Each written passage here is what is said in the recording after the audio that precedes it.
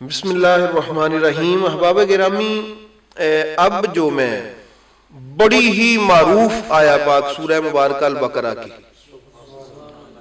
اقیموا الصلاۃ وآتوا الزکاۃ وارکعوا مع الراکعین، نماز قائم کرو، زکوٰۃ ادا کرو اور رکوع کرنے والوں کے ساتھ ہو جاؤ، ان کے ساتھ رکوع کرو، یعنی ان کے ساتھ ہو جاؤ۔ اس آیہ کریمہ میں بھی میرے مولا کائنات کی شان ہے۔ وہ کیسے ہے؟ ایک تو ہے کہ میں خود بیان کروں، میری تو کوئی حیثیت نہیں اور نہ اسلام اجازت دیتا ہے اس بات کی کہ کوئی بندہ اپنی طرف سے کوئی بات کہے۔ وہ تو کوئی اتھارٹی ہو تو وہ بات دینا، لیکن جو اتھارٹی ہے اگر وہ کہیں کہ ایسے ہے تو وہ ہمارے لیے قابل عمل بات ہوگی اور قابل قبول بھی ہونی چاہیے۔ تو اس میں کوئی اعتراض کی گنجائش تو موجود نہیں ہے، ہونا بھی نہیں چاہیے۔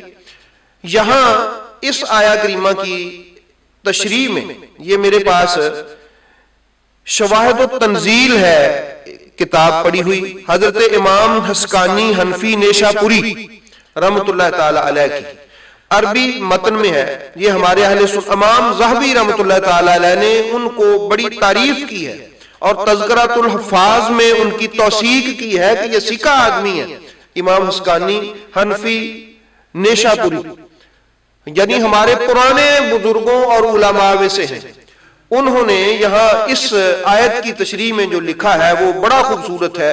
پیچھے لمبی انہوں نے اس کی سند بیان کی، چونکہ وقت نہیں ہے میں اس سند کو آ کے اینڈ پہ حضرت عبداللہ ابن عباس رضی اللہ تعالی عنہما ہے ان کا ذکر کرتے ہوئے برکت کے لیے عربی عبارت پڑھ دوں گا، پھر اس کا ترجمہ میں آپ کی خدمت میں پیش کروں گا۔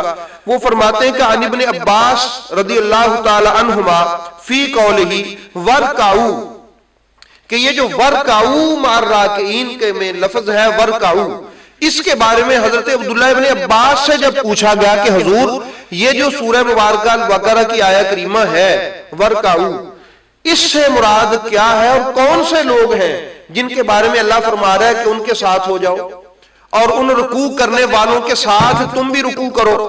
تو حضرت سیدنا عبداللہ ابن عباس رضی اللہ تعالی عنہما نے آگے سے ارشاد فرمایا، بہت ہی خوبصورت بات کی۔ انہوں نے کہا کہ مما نزل فی القرآن خاصۃ فی رسول اللہ صلی اللہ علیہ وآلہ وسلم وعلی ابن ابی طالب، فرمایا کہ یہ جو الفاظ ہیں ورکعوا مع الراکعین یہ بالخصوص نبی کریم اور مولا علی کے لیے نازل ہوئے ہیں، بالخصوص نبی کریم علیہ السلام اور میرے مولا علی علیہ السلام کے لیے نازل ہوئے ہیں۔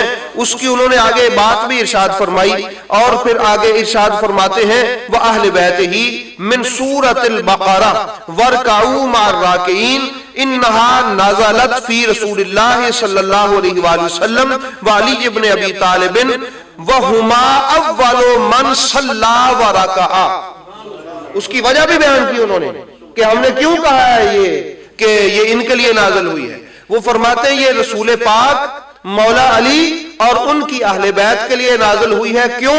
فرمایا اس لیے ہما اول من صلی ورکع، یہی تو وہ دو پہلے شخص ہیں جنہوں نے کائنات میں اس امت میں اعلان نبوت کے بعد سب سے پہلے نماز ادا کی اور رکوع ادا کیا۔ نبی پاک اور مولا علی علیہ السلام سے پہلے کسی نے نماز نہیں پڑھی، یعنی نبی پاک علیہ السلام کے ساتھ سب سے پہلے جو نماز پڑھنے والے ہیں وہ مولا کائنات ہیں۔ حضرت سیدہ خدیجہ الکبریٰ سلام اللہ تعالی علیہا کا وہ ذکر اپنی جگہ پہ قائم ہے، کوئی دلیل دیتا پھرے وہ ایک الگ جگہ پہ قائم ہے۔ حضرت عبداللہ ابن عباس رضی اللہ تعالی عنہما جو ہیں انہوں نے ان کو ایسے ہی لکھا ہے کہ یہ ورکعوا مع الراکعین جو ہے، اے لوگو ایمان والو رکوع کرنے والوں کے ساتھ رکوع کرو، اس سے مراد ہے نبی اور علی کے ساتھ ہو جاؤ، نبی اور علی کے ساتھ ہو جاؤ۔ یہ حضرت عبداللہ ابن عباس فرماتے ہیں کیونکہ سب سے پہلا رکوع نبی پاک کے بعد جو کیا ہے وہ مولا کائنات نے کیا ہے۔ تو جب ہم رکوع کرتے ہیں نا علی والے، تو اس آیہ کریمہ میں جب حکم آتا کہ ورکعوا، تو ہم اپنے تصورات میں چلے جاتے ہیں، اپنے دل کی آنکھوں سے، وہ تصور کی آنکھ سے جب ہم دیکھتے ہیں کہ مولا علی نبی کریم علیہ السلام کے پیچھے رکوع میں ہے اور ہم اپنے مولا علی کے پیچھے رکوع میں ہیں، یہ تصورات کی آنکھوں کا ایک مزہ ہے، یہ تصور کی آنکھ ایسے ہی دیکھتی ہے۔ اور قرآن جو ہے یہ مزے کے لیے آیا ہے نا، بے مزہ تو کوئی بات نہیں ہے نا۔ ورکعو میں قرآن مولا کائنات کی شان بیان کر رہا ہے، اور قرآن قیامت تک آوازیں دے دے کے کہے گا، اور رکوع کرنے والوں علی کے ساتھ رکوع کرو، نبی کے ساتھ رکوع کرو۔ اور یہ صرف حضرت علامہ حسقانی حنفی نیشا پوری نہیں، یہ حضرت امام ابو بکر ابن مردویہ رحمت اللہ تعالی علیہ، انہوں نے مولا کائنات کے مناقب میں ایک کتاب لکھی، بہت ہی خوبصورت کتاب ہے۔ انہوں نے بھی اسی آیہ کریمہ کے بارے میں سیم الفاظ حضرت عبداللہ ابن عباس رضی اللہ تعالیٰ عنہما سے نقل کیے ہیں، کیونکہ انہوں نے فرمایا، یہ میں نے آپ کو کتاب دے دی، وہی الفاظ انہوں نے بھی عربی میں لکھے کہ مولا کائنات اور نبی پاک سرکار نے سب سے پہلے چونکہ نماز پڑھی اور رکوع کیا، اس لیے اس آیہ کریمہ میں جو حکم نازل ہوا ہے بالعموم تو وہ سب کے لیے ہے، بالخصوص مولا کائنات کے لیے۔ بالخصوص کس کے لیے؟ مولا کائنات کے لیے۔ تو احباب گرامی خصوصیت فضیلت تو پھر ہوتی ہے نا، کسی کی خصوصیت فضیلت تو ہوتی ہے، تو پھر میں یہ کہنے میں حق بجانب ہوں کہ اس آیہ کریمہ میں مولا کائنات کی خصوصیت کو فضیلت کی صورت میں بیان کیا گیا ہے، فضیلت کو خصوصیت کی صورت میں بیان کیا گیا ہے۔ تو مولا کائنات، اور میں حیران ہوں ان لوگوں پر کہ جو نماز سے محبت کرتے ہیں پہلے نمازی سے محبت نہیں کرتے، پہلے نمازی سے محبت نہیں کرتے، ان کو اپنی نماز سے محبت ہے، پہلے نمازی سے محبت نہیں ہے۔ اور وہ بھی لوگ افسوس کے لائق ہیں جو پہلے نمازی سے محبت کا اعتراف تو کرتے ہیں، نماز سے محبت نہیں کرتے۔